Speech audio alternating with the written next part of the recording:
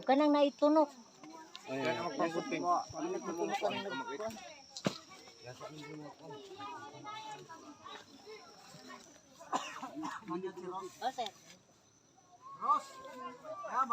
Magandang araw mga kaibigan. Ito, may dala kong sayote galing tanim ng mga talandig. Ipamigay na lang daw nila para sa inyo. Oh, gusto nyo libreng sayote? Libre! Oh, sige na, kuha na! Dali lang!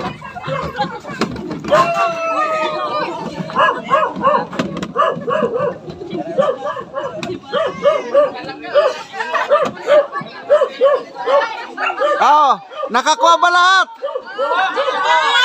Ha? Sinong walang nakuha? Oh, may nabilin, kuha ang tanan. Oh, saging. Oh, sige na. Ligaya, ang saging, kunin mo rin. Pamigay na lang saging. Sige, dali. Oh, ang dami mong nakuha. Oh, anong masasabi mo ngayon? Ang mga nagtanim yan, mga talaandig. Salamat. Salamat. Salamat. Salamat! Salamat. Oh, kayo, ano masasabi nyo? Salamat. Salamat. Ilan ako? Kakaunti mo nakuha mo. Salamat. Magandang araw mga kaibigan. Ayun po, namigay tayo ng libreng sayote galing sa Talaandig, Ten City. So ang tanong, bakit ayaw ng mga Talaandig na ibenta muna ang kanilang sayote? May 3 pong dahilan kung bakit ayaw pa nilang magbenta. Una, dahil sa buyer na yung mga middleman, may lumapit na buyer doon mismo sa tribal area. Ang presyo niya, nako, hindi katanggap-tanggap.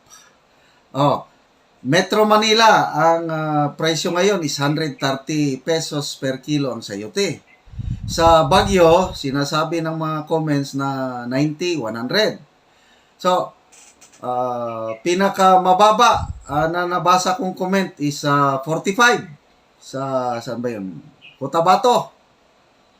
So mahal ang sayote sa wet market. Ang buyer na lumapit doon, yung unang buyer, nakaka-high blood. Magkano ang presyo niya? Farm gate price Kasi yun ang gusto ko, yung farm gate. Pupunta ang buyer doon, harvestion ng mga tao, ibigay nila yung sayote nila sa ano. Ang farm gate price ng buyer na lumapit is only 3 pesos per kilo. Okay? Oh. Ang laking diferensya. Kawawa ang mga farmers.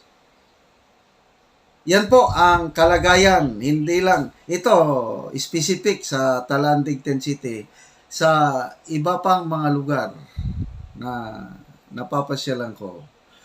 Yan ang problema ng farmers, binabarat ng mga buyers o middleman. Ang karamihang farmers, may financier sila. Okay? Pinapautangan ng abono, seeds, at iba pa, pagkain. Pagdating na sa harvest, bahala na yung middleman, bahala yung financier mag-dictate ng presyo. So, mabuti dito sa Talaandig, Ten City dahil ako yung financier. Tayo, si Ma'am Teresa Tanyag, tayo ang financier. So, we can say no. Yung 3 pesos panluloko. Kaya, ipamigay na lang. Ang iba, ipakain na lang sa baboy. Kaysa yung lukuhin sila ng mga buyer. So, ito na yung sinasabi ni Pangulong Bongbong Marcos na kadiwa, yung pinagmamalaki niyang kadiwa, na yung middleman mawala. Ang kadiwa, sana kung ma-implement from the farmer direct to the market. Sana makarating ang kadiwa dito sa Talaandig, Ten City, kahit ano lang, kahit 5 pesos per kilo, papayag na ako. Kasi, yung isang sakong sayote, 80 kilos yun. Kung bilhin nila ng 5 pesos, that's 400 pesos. Happy na ako. Pwede na ibenta 5 pesos per kilo farm gate. Mas maganda kung 10, ganun. Kaya, ang ginagawa namin ngayon sa Talaan Digten City, para bang nagpapakipot, hindi muna namin ibigay. Highest bidder muna. So, I am expecting na marami pang kasi tigtuyot na mag-i-El Nino. Nako, ang gulay, mahirap nang mag-produce ng gulay. Yung Talaan Digten City naka-establish na. So, hindi ako worried. I believe God will send the buyer na may mas mahal na presyo. Kaya sa ngayon, yun, ipamigay lang muna. Okay? Ipamigay. So yun, ang unang rason, mga barat nga buyer, na sana ito matugunan ng gobyerno na matulungan nila ang mga farmers na ang kumikita yung middleman, yung buyer. Okay, pangalawang rason na hindi mo na ibenta is, yun na nga, kailangan pa ng planting materials.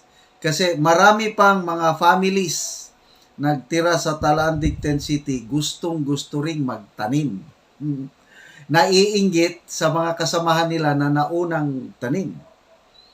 So, nandyan naman lang yung bunga. So, yung matigulang o mag-matured automatic harvest, naghihintay. Siguro mga around 12 to 15 families pa ang kulang pa ng kanilang itatanim.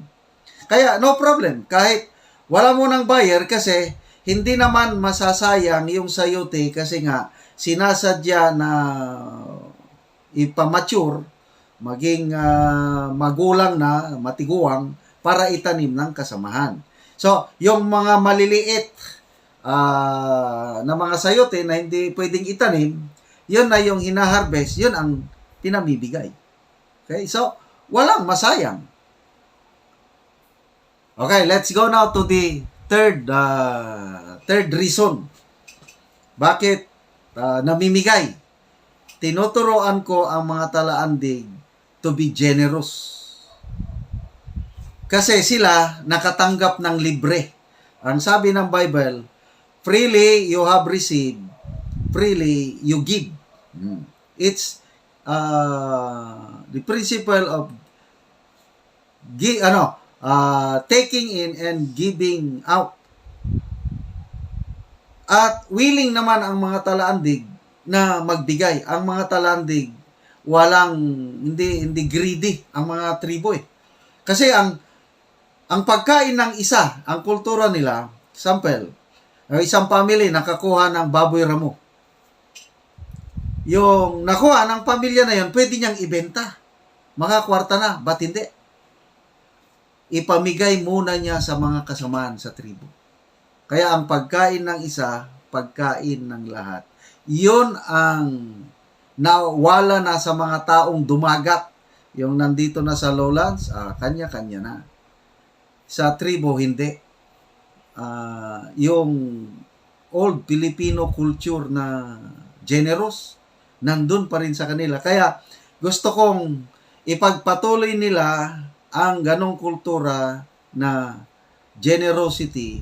Kaya kahit may buyer na, okay, I believe darating ang buyer na may mas malaking presyo, kahit may buyer na, mamimigay pa rin kami ng libre. Okay? So, sino ngayon ang gusto ng sayote from the Talandig tribe? I-comment nyo lang. But the problem, inyo ang shipping fee. Padala naman kayo ng 3 kilos. O ang shipping fee, mas mahal. Wala rin. So, ito na lang, yung mga malalapit. Talaan Digten City, dahil they are blessed by God, nakatanggap ng libre, handa rin silang mamigay ng libre. So, let's join me. Mag-pray po tayo. Tulungan niyo ako sa pag-pray na in the coming weeks, darating yung buyer na may gininto ang puso na gustong tumulong, hindi yung binarat, yung greedy na mga middlemen na 3 pesos lang per kilo.